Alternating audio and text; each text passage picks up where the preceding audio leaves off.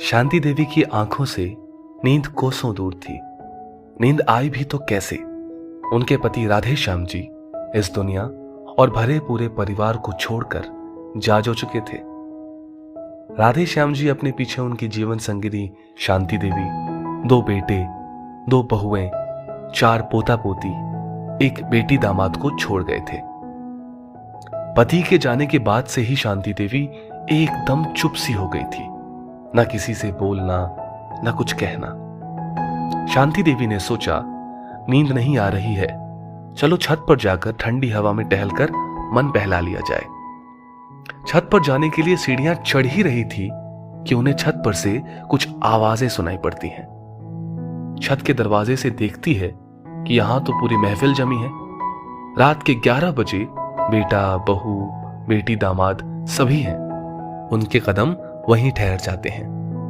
अब पिताजी तो रहे नहीं, इसीलिए मेरे पति यानी तुम सबके बड़े भैया ही इस घर के बड़े कहलाएंगे। सासू मां अकेली हो गई हैं, तो उन्हें अब इतने बड़े कमरे की क्या जरूरत। हमारा कमरा भी अब हमें छोटा पड़ने लगा है। उनका कितना बड़ा और कितना आलीशान कमरा है, इसीलिए सासू मां और ससुर जी का कमरा अब हम ले लेंगे और सासू मां को हमारा कमरा दे देंगे। बड़ी बहू नंदिनी ने अपना फरमान सुनाया। शांति देवी को तो अपने कानों पर विश्वास नहीं हो रहा था। जिस बहू को वो अब तक गाय समझती रही, उसने आज अपने सींग दिखा दिए। शांति देवी को अपनी बड़ी बहू नंदिनी बहुत प्रिय थी, क्योंकि वो कभी पलट का जवाब नहीं देती थी। छोटी बहू वंदना से तो 36 का आंकड़ा था, क्योंकि वो गलत बात का तुरंत विद्रोह करती थी। सास हो या ससुर, गलत के खिलाफ अपनी बात कहने से वंदना कभी नहीं डरती थी। बड़ी बहू ने तो अपने दिल की बात कह दी। बेटी भी कहां पीछे रहने वाली थी।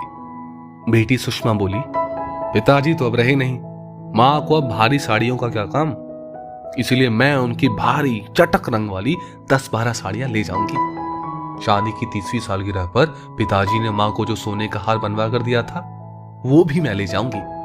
अब मां को इसकी क्या जरूरत। बेटी से ऐसी उम्मीद शांति देवी को नहीं थी। आज उनके पति को गए 15 दिन भी नहीं हुए थे। घर के बच्चे इतना असंवेदनशील हो गए। बड़ा बेटा तो कहने भर का बड़ा था। उसने घर के मामलों में पहले भी कभी ना बोला, ना अब बोल रहा था। तभी छोटी बहू वंदना की विद्रोही आवाज सुनाई दी, बस करो आप सब। ससुर जी चले गए, इसका मतलब ये नहीं कि सासू मां के होते हुए आप सब अपनी मनमर्जी करेंगे। रही बात कमरे की, तो कमरा हमेशा से ससुर जी और सासू मां का था और रहेगा। ससुर जी नहीं रहे, इसका मतलब ये नहीं कि सासू मां को उस कमरे से अलग कर दें। आज भी सासू मां इस घर की मालकिन है। कितनी पुरानी यादें जुड़ी होगी उनकी उस कमरे से। रही बात आपके कमरा छोटा होने की, तो अब आप अपने बच्चों को सासू मां के पास भी सुला सकते हैं, जिससे सासू मां का अकेलापन भी दूर हो जाएगा और बच्चों को उनसे कहानियां व लोरी सुनने का मौका भी मिलेगा। वंदना ने अपनी जेठानी नंदिनी से कहा।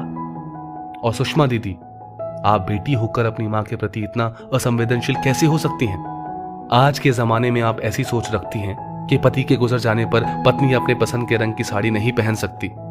ससुर जी सासू मां को हमेशा चटक रंगों में देखना पसंद करते थे।